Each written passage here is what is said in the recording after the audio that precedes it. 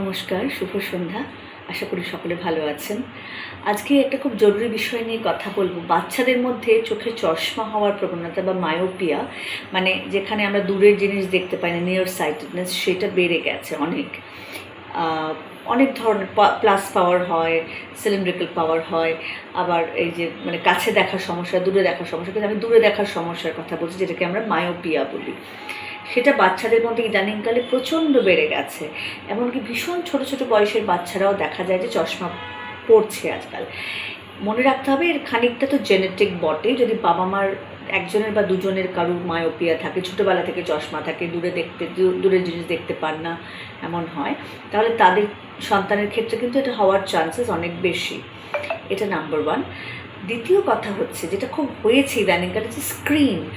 আজকালকার বাচ্চারা বই কম পড়ে, মানে পড়ার বইটুকু ছাড়া বেশিরভাগ সময় টেলিভিশন বা কম্পিউটার, ল্যাপটপ, আইপ্যাড বা মোবাইলে তারা অনেক কিছু দেখতে থাকে। শুধু কার্টুন দেখছে এরকম নয়, অনেকে মোবাইলে পড়াশুনো করছে, অনলাইন ক্লাসেস করছে।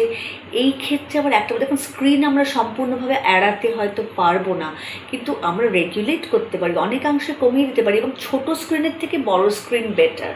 আপনি যদি বলেন যে সবার পক্ষে সত্যি হয়তো কম্পিউটার, ল্যাপটপ, ডেস্কটপ অ্যাফোর্ড করা সম্ভব নয়, যদি সম্ভব হয় তাহলে বলবো যে বড় স্ক্রিন বেটার, যেটা আমরা একটু দূর থেকে দেখতে পাই। মানে ডেস্কটপ বা ল্যাপটপ একটু দূর থেকে দেখলেও চলে, কিন্তু মোবাইল দেখতে গেলে আমরা সাধারণত খুব কাছে নিয়ে এসে সেটা করি। চোখের বেশি কাছাকাছি নিয়ে এসে যদি আমরা যে কোনো কাজ করি, যারা সেলাইয়ের কাজ করেন, যারা অন্য আর্টিস্ট, যারা খুব কাছ থেকে কাজ করেন, তাদের কিন্তু চোখের স্ট্রেনটাও তেমন বেশি হয়। তো নিয়ম হচ্ছে 20-20-20 রুল। মানে 20 মিনিট স্ক্রিন দেখার পর 20 ফিট দূরের কোনো জিনিস দেখতে হবে 20 সেকেন্ডের জন্য। 20-20-20। আমরা না যত দূরের জিনিস দেখতে চেষ্টা করব, তত আমাদের ভিশনটা জন্য এটা একটা এক্সারসাইজ।